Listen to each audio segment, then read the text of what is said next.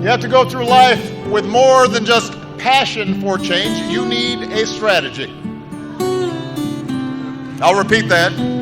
I want you to have passion. You have to have a strategy. Not just awareness, but action. Not just hashtags, but votes. You see, change requires more than righteous anger. It requires a program and it requires organizing. The 1964 Democratic Convention, Fannie Lou Hamer, 5 feet 4 inches tall, gave a fiery speech on the national stage.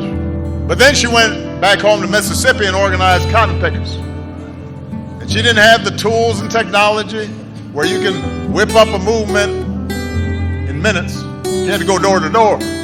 But to bring about structural change, lasting change, awareness is not enough. It requires changes in law, changes in custom. If you care about mass incarceration, let me ask you, how are you pressuring members of Congress to pass the criminal justice reform bill now pending before that? If you care about better policing, do you know who your district attorney is? Do you know who your state's attorney general is? Do you know the difference? Do you know who appoints the police chief?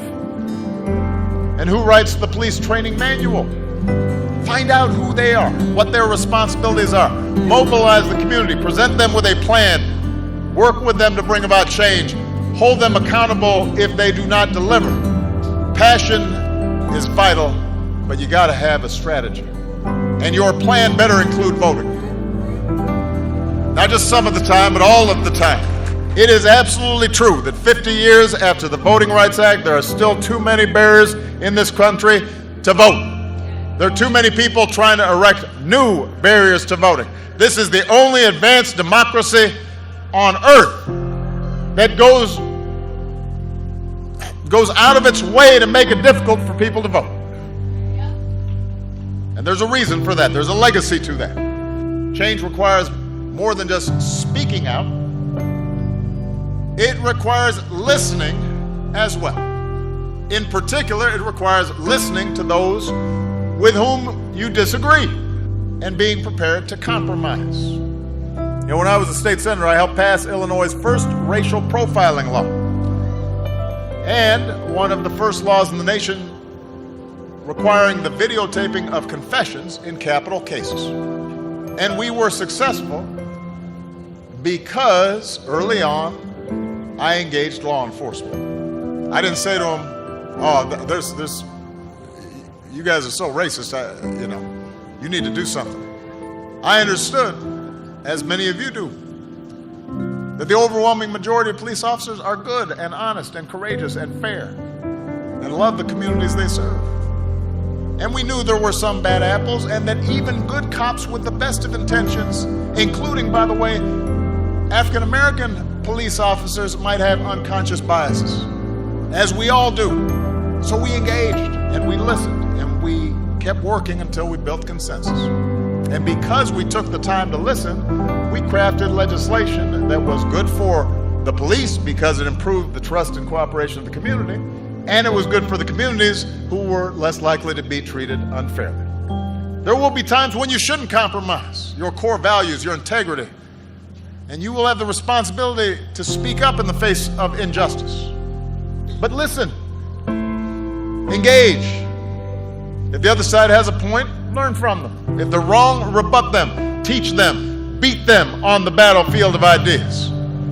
And you might as well start practicing now, because one thing I can guarantee you, you will have to deal with ignorance, hatred, racism, foolishness, trifling folks. I promise you, you will have to deal with all that at every stage of your life.